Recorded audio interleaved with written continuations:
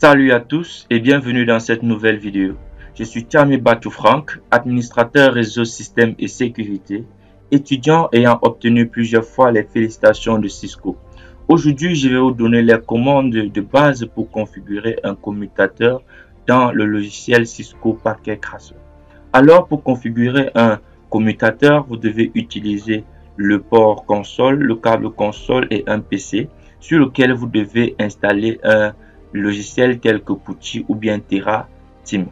Alors, comme nous sommes dans le logiciel par Cisco Packet Tracer, certaines choses ont déjà été faites. Donc, vous devez juste utiliser votre câble console que vous devez connecter au port console de votre commutateur et le connecter au port RS232 de votre laptop. Là, vous cliquez directement sur le laptop et puis vous venez dans l'onglet desktop et vous venez ici dans terminal. Lorsque vous cliquez dans terminal, vous cliquez sur OK. Ici, vous êtes directement en mode CLI, c'est-à-dire mode invite de commande, c'est-à-dire Command Line Interface.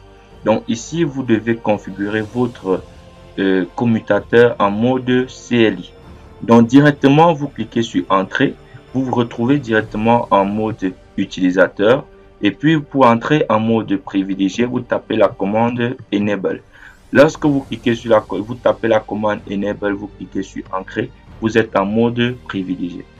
Pour quitter du mode privilégié et pour le mode configuration globale, vous devez taper la commande configure terminal. Dans la commande configure terminal, directement vous devez vous retrouver en mode configuration globale. Là, étant en mode configuration globale, vous pouvez faire toutes les configurations possibles sur votre commutateur. Par exemple, nous pouvons changer le nom avec la commande hostname et puis vous mettez le nom de votre switch, peut-être SW1, et puis vous tapez Entrée. Directement, vous allez constater que votre switch directement a pris le nom de SW1.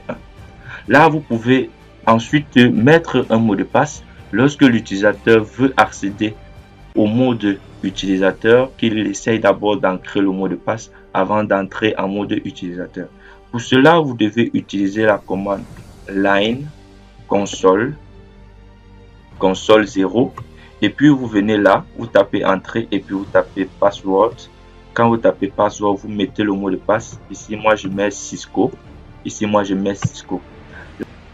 Alors, une fois que nous avons mis notre mot de passe, nous devons l'activer avec la commande login. Là maintenant, ça veut dire que le mot de passe est activé. Pour vérifier, nous devons aller en mode privilégié en tapant la commande end. Et puis, là, je tape la commande exit, je sors totalement. Et puis, quand je tape entrée, on me demande d'entrer le mot de passe. Là, j'entre le mot de passe Cisco. Et puis, je suis en mode utilisateur. Là maintenant, je peux décider que lorsque quelqu'un est en mode utilisateur, pour aller en mode privilégié, qu'on lui demande aussi un mot de passe. Donc là maintenant, je vais le faire, c'est très simple. Donc je vais aller en mode configuration globale. Je tape la commande Enable Secret et puis je mets le mot de passe. Là maintenant, je mets ici le mot de passe Cisco. Donc ça veut dire que lorsque l'utilisateur sera en mode utilisateur, pour entrer en mode privilégié, on va lui demander un mot de passe. Donc là, il est en mode utilisateur, il tape la commande enable, du coup on lui demande le mot de passe pour aller en mode utilisateur. Là c'est bon. Maintenant, ce que je vais vous montrer, c'est la commande show ou bien la commande affiche. Donc cette commande va nous permettre d'afficher toutes les configurations. Donc je tape la commande show running config.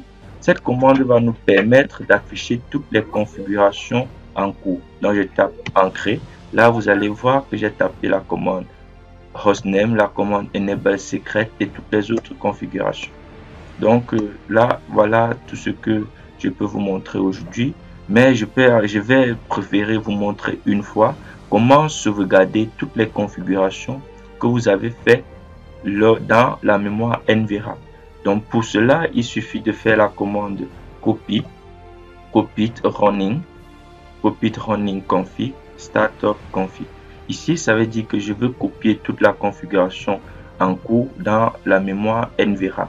Donc du coup, je tape ancrer, on me dit oui, je valide là, on dit OK. Alors, on va supposer que vous voulez redémarrer votre switch. Vous devez taper juste la commande reload, reload directement, vous tapez la commande reload. Là, ça va vous permettre de redémarrer votre switch. Donc la commande reload va vous permettre de redémarrer votre switch. Et si vous voulez par exemple supprimer toutes les configurations, si vous voulez par exemple supprimer toutes les configurations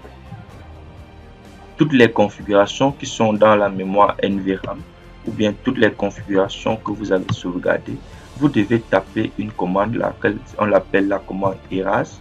Vous tapez la commande erase, vous tapez startup config. Là, ça veut dire qu'on demande de supprimer toutes les configurations qui sont dans la mémoire NVRAM.